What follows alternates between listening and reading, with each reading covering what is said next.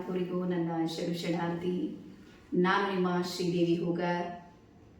ಇವತ್ತು ಮತ್ತೆ ಪುನಃ ನಾವು ಈಗೀಗ ನಾವು ನೋಡ್ತಾ ಇದ್ದೀವಿ, ಎಲ್ಲರೂ ಅಧ್ಯಾತ್ಮದ ಕಡೆಗೆ ಒಂದಿಷ್ಟು ವಾಲ್ತಾ ಇರುವಂಥದ್ದು ಅಥವಾ ಆಧ್ಯಾತ್ಮಿಕ ಒಲವು ಅನ್ನುವಂಥದ್ದು ಎಲ್ಲರೊಳಗೂ ಎಲ್ಲೋ ಒಂದು ಕಡೆ ಆಕ್ಟಿವೇಟ್ ಆಗ್ತಾ ಇದೆ.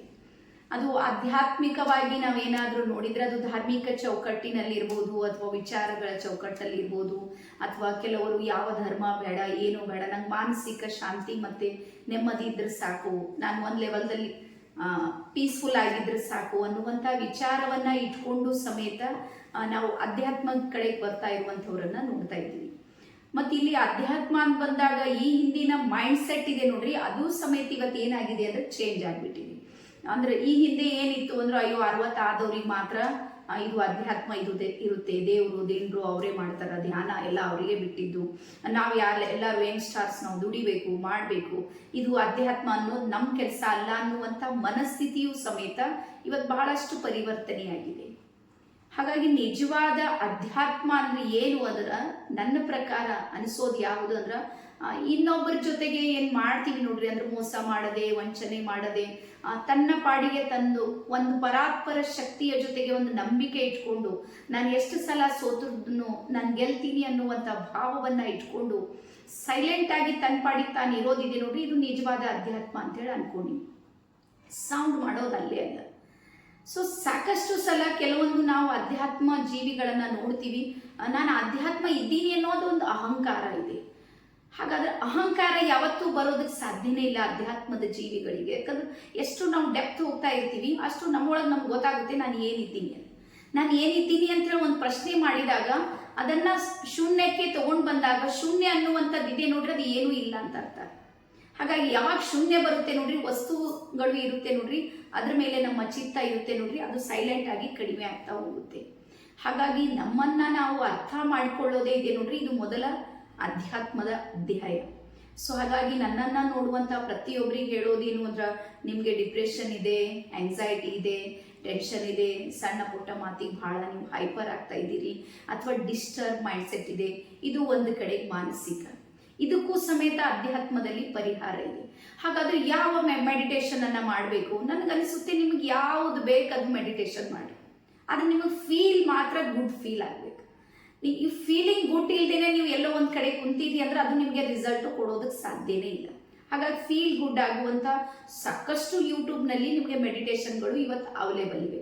ನಿಮಗೆ ಆಡಿಯೋಗಳ ಮೂಲಕನೂ ಮೆಡಿಟೇಷನ್ ಸಿಗುತ್ತೆ, ವಿಡಿಯೋಗಳ ಮೂಲಕನೂ ಮೆಡಿಟೇಷನ್ ಸಿಗುತ್ತೆ. ಬಟ್ ನಿಮ್ಗೆ ಫೀಲ್ ಗುಡ್ ಆಗುತ್ತಾ ಇಲ್ಲ ನೋಡ್ಕೊಡ್ರಿ. ಮಾನಸಿಕವಾದ ಯಾವ ಕಾರಣಕ್ಕಾಗಿ ನಾನು ಮೆಡಿಟೇಷನ್ ಮಾಡ್ತಾ ಇದ್ದೀನಿ ಅನ್ನುವಂಥ ವಿಚಾರವನ್ನ ಇಟ್ಕೊಂಡು ಕೇವಲ 21 ಡೇಸ್, ನನ್ನ ಪ್ರಕಾರ 21 ದಿನ ಅದೇ ಸಮಯಕ್ಕೆ ಅಂದ್ರೆ, ಈ ಕೆಲವರು ಇರ್ತಾರೆ ಬೆಳಿಗ್ಗೆ 5ರಿಂದ 6 ಗಂಟೆಗೆ ಮಾಡೋದಕ್ಕೆ ಅವ್ರಿಗೆ ಸಾಧ್ಯ ಆಗುತ್ತೆ, ಕೆಲವರಿಗೆ ರಾತ್ರಿ 9ರಿಂದ 10 ಗಂಟೆ ಇರುತ್ತೆ.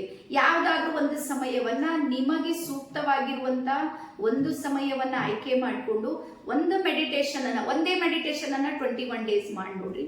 ನೀವು ಮಾನಸಿಕವಾಗಿ ಎಷ್ಟು ಡಿಸ್ಟರ್ಬ್ ಇದ್ದೀರಿ ಅಂತ ನಿಮಗೆ ಫೀಲ್ ಇದೆ ನೋಡ್ರಿ, ಅದರಿಂದ ನೀವು ಹೊರಗೆ ಬರೋದಕ್ಕೆ ಸಾಧ್ಯ ಆಗುತ್ತೆ. ಒಂದು ಅದಾದ ನಂತರ 2ನೇ ಫಲಿತಾಂಶ ಬರುತ್ತೆ ಅಧ್ಯಾತ್ಮದಿಂದ, ದೈಹಿಕವಾಗಿ ನಾವು ಸ್ಟ್ರಾಂಗ್ ಆಗ್ತಾ ಹೋಗ್ತೀವಿ, ನಮಗೆ ಗೊತ್ತಾಗೋದಿಲ್ಲ.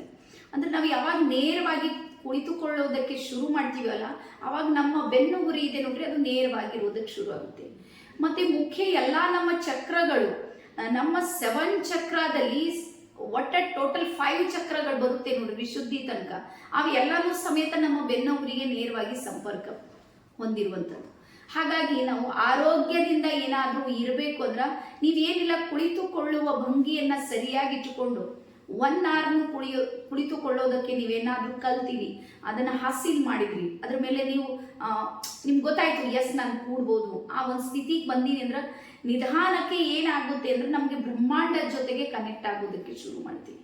ಆವಾಗ ನಮ್ಮೊಳಗೆ ರೋಗ ನಿರೋಧಕ ಶಕ್ತಿ ಇದೆ ನೋಡ್ರಿ, ನಿಧಾನಕ್ಕೆ ಆಕ್ಟಿವೇಟ್ ಆಗೋದಕ್ಕೆ ಶುರು ಆಗುತ್ತೆ. ಅವಾಗ ನಾವು ಸ್ಪಿರಿಚುವಲಿ ಈ ಶಕ್ತಿಯಿಂದ, ದೈಹಿಕ ಸಮಸ್ಯೆಯಿಂದ ನಾವು ಹೊರಗೆ ಬರೋದಕ್ಕೆ ನಮಗೆ ಸಾಧ್ಯ ಆಗುತ್ತೆ. ಅದಾದ ನಂತರ ಅಧ್ಯಾತ್ಮದ 3ನೇ ಮಹಾಮಂತ್ರ ಅದು ಯಾವುದು ಅಂದ್ರೆ, ಈಗ ರಿಲೇಶನ್ಶಿಪ್ ಇದೆ ಅಂತ ತಿಳ್ಕೊಳ್ಳಿ. ನೀವು ಸೈಲೆಂಟ್ ಇದ್ರಿ, ನಿಮ್ಮ ಪಾಡಿಗೆ ನೀವು ಇದ್ದೀರಿ, ನಿಮ್ಮ ಕೆಲಸವನ್ನು ನೀವು ಮಾಡ್ತಾ ಇದ್ದೀರಿ, ಯಾವುದಕ್ಕೂ ನೀವು ಓವರ್ ಮಾಡ್ತಾ ಇಲ್ಲ ಅಂದ್ರೆ ರಿಲೇಷನ್ಶಿಪ್ ಪ್ರಾಬ್ಲಮ್ಸೇ ಬರೋದಿಲ್ಲ. ನಾವು ಖಾಲಿಯಾಗಿದ್ದೀವಿ, ನಮಗೇನು ಕೆಲಸನೇ ಇಲ್ಲ, ಅಥವಾ ಸಣ್ಣ ಪುಟ್ಟ ಮಾತನ್ನು ಭಾಳ ದೊಡ್ಡದು ಮಾಡ್ಕೊಂಡು ಬಿಡ್ತೀವಿ ಅನ್ನೋ ಕಾರಣಕ್ಕೆ ರಿಲೇಷನ್ಶಿಪ್ ಪ್ರಾಬ್ಲಮ್ಸ್ಗಳು ನಡೀತಾ ಇರುತ್ತೆ. ಹಾಗಾಗಿ ಇಬ್ಬರಲ್ಲಿ ಒಬ್ಬರು ಏನಾದರೂ ಅಧ್ಯಾತ್ಮವನ್ನು ಅವ್ರು ಅರ್ಥ ಮಾಡಿಕೊಂಡು ಆ ಮಾರ್ಗದಕ್ಕೆ ನಡೆಯೋದಕ್ಕೆ ಏನಾದರೂ ಶುರು ಮಾಡಿದ್ರೆ, ನಾನು ನಿಜವಾಗ್ಲೂ ಹೇಳ್ತೀನಿ, ಮನೆಯಲ್ಲಿರುವಂಥ ಈ ಟೆನ್ಷನ್ಗಳಿವೆ ನೋಡ್ರಿ, 90% ಆಟೋಮೆಟಿಕ್ 21 ಡೇಸ್ನಲ್ಲಿ ಕವರ್ ಆಗ್ಬಿಡ್ತಾವೆ. ಆಮೇಲೆ ಮೆಡಿಟೇಷನ್ನಲ್ಲಿ ನಮ್ಗೆ ಅರ್ಥ ಆಗುತ್ತೆ, ನಾನು ಏನಾದರೂ ತಪ್ಪು ಮಾಡಿದರೆ ನನಗೆ ರಿಯಲೈಸ್ ಆಗುತ್ತೆ, ನಿಜವಾಗ್ಲೂ ಆಗುತ್ತೆ. ನೀವೆಂಥ ಅಭಿಮಾನಿ ಸ್ವಾಭಿಮಾನಿ ಏನೆಲ್ಲ ಇರಲಿ, ನಾನು ಯಾರಿಗೂ ತಲೆ ಬಾಗೋದಿಲ್ಲ ಅನ್ನುವಂಥ ಗಟ್ಟಿ ಮನಸ್ಸಿನವರಿಗೂ ಸ್ಪಿರಿಚುವಲಿ ಮೆಡಿಟೇಷನ್ ಕುಂತಾಗ ನಿಮ್ಗೆ ಗೊತ್ತಾಗುತ್ತೆ, ನನ್ನ ಕಡೆಯಿಂದ ಏನಾದರೂ ತಪ್ಪಾದ್ರೆ ಎಸ್ ನನ್ನ ಕಡೆಯಿಂದ ಇದಿಷ್ಟ ಆಗಿದೆ. ಅವಾಗ ನಾವು ನಮ್ಮನ್ನ ನಾವು ಪರಿವರ್ತನೆ ಮಾಡ್ಕೊಳ್ಳೋದಕ್ಕೆ, ಆಮೇಲೆ ಸ್ವಪರಿವರ್ತನೆಗೆ ಇಲ್ಲಿ ಅವಕಾಶ ಇದೆ. ಸೊ ಹಾಗಾಗಿ ನಾನು ಎಲ್ಲರಿಗೂ ಹೇಳೋದೇನು ಅಂದ್ರೆ, ಇವತ್ತೇನಾಗಿದೆ ಆಧುನಿಕ ಜಗತ್ತಿನ ಒಂದು ಭರದಲ್ಲಿ ಓಡುವಂಥವ್ರು ನಾವೆಲ್ಲರೂ ಸಮೇತ ಎಲ್ಲೋ ಒಂದು ಕಡೆ ಸ್ಪಿರಿಚುವಲಿ ಕನೆಕ್ಷನ್ ಇದೆ ನೋಡ್ರಿ, ಅದನ್ನು ಬಿಟ್ಟು ಹಾಕಿದೆವು. ನಮಗೆ ಪುರಾತನ ಕಾಲದಿಂದಲೂ ಅಂದ್ರೆ ಹಿಂದಿನಿಂದಲೂ ನಮ್ಮ ಸಂಸ್ಕೃತಿಯಲ್ಲಿ ಅಧ್ಯಾತ್ಮ ಬಂದಿದ್ದು. ನಾವು ಬಾಲ್ಯದಲ್ಲಿದ್ದಾಗೆ ನಮ್ಮ ತಾಯಿ ತಂದೆ ಎಲ್ಲರೂ ಗುರುಗಳು ಬಂದರೆ ನಮಸ್ಕಾರ ಮಾಡೋದಕ್ಕೆ ನಮ್ಗೆ ಹೇಳ್ತಿದ್ರು, ಗುರುಗಳು ಬಂದರೆ ಕಾಲಿಗೆ ನಮಸ್ಕಾರ ಮಾಡ್ತಿದ್ದೆವು ನಾವು.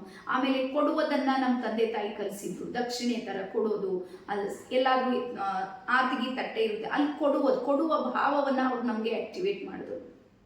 ಹಾಗಾಗಿ ನಮ್ಮ ನೆಲಮೂಲ ಸಂಸ್ಕೃತಿಯಲ್ಲಿ ಅಧ್ಯಾತ್ಮ ಮತ್ತು ಅಧ್ಯಾತ್ಮದ ಎಲ್ಲ ವಿಧಿವಿಧಾನಗಳನ್ನು ನಾವು ಮಾಡ್ತಾ ಬಂದೀವಿ. ಆದರೆ ಇವತ್ತು ಅದನ್ನು ನಾವು ಬಿಡ್ತಾ ಹೋಗ್ತಾ ಇದ್ದೀವಿ ಒಂದು ಮತ್ತೆ ಪುನಃ ಮರಳಿ ಮಣ್ಣಿಗೆ ಅಂತ ನೋಡಿ, ಪುನಃ ನಾವು ನಮ್ಮದೇ ಆದ ಮೂಲ ಸತ್ವಕ್ಕೆ ಬಂದಾಗ ಮಾತ್ರ ನಾವು ಶಾಂತಿ ನೆಮ್ಮದಿಯಿಂದ ಇರೋದಕ್ಕೆ ಸಾಧ್ಯ ಇದೆ ಅಂತೇಳಿ ಹೇಳ್ತಾ, ಎಲ್ಲರಿಗೂ ಒಂದು ಸಲ ನಿಮ್ಮ ಮೇಲೆ ನೀವು 21 ದಿನಗಳ ಒಂದು ಪ್ರಯೋಗವನ್ನು ಮಾಡಿ ನೋಡಿ. ನಿಮ್ಗೆ 1 hour ಆಗೋದಿಲ್ಲ, 30 minutes ಮಾಡಿರಿ, ಅಷ್ಟು ಆಗೋದಿಲ್ಲ, 15 ನಿಮಿಷ ಆದರೂ ಮಾಡೋದಕ್ಕೆ ಶುರು ಮಾಡಿ. ಆ 15 ನಿಮಿಷದಲ್ಲೇ ನಿಮಗೆ ಪರಿವರ್ತನೆ ಕಾಣೋದಕ್ಕೆ ಶುರು ಆಗುತ್ತೆ. ಸೊ ಹಾಗಾಗಿ ಒನ್ ಟೈಮ್ ಒನ್ ಪ್ಲೇಸ್ ಒಂದೇ ಮೆಡಿಟೇಷನ್ನ ತಗೊಂಡು ಈ ಪ್ರಯೋಗವನ್ನು ಮಾಡಿ ನೋಡ್ರಿ. ನೀವೇನಾದರೂ ಸಕ್ಸಸ್ ಆಗಿದ್ದೀರಿ ಅಂದ್ರೆ ಒಂದು ಸಲ ಮೆಸೇಜ್ ಅಂತೂ ಹಾಕ್ರಿ, ಬಂದು ಮೇಡಮ್ ನಿಮ್ದೊಂದು ವಿಡಿಯೋ ನೋಡಿ ನಾನು ಈ ರೀತಿ ಪರಿವರ್ತನೆ ಆಗಿದ್ದೀನಿ ಅಂತ. ಸೊ ಎಲ್ಲರಿಗೂ ಶುಭವಾಗಲಿ. Thank you.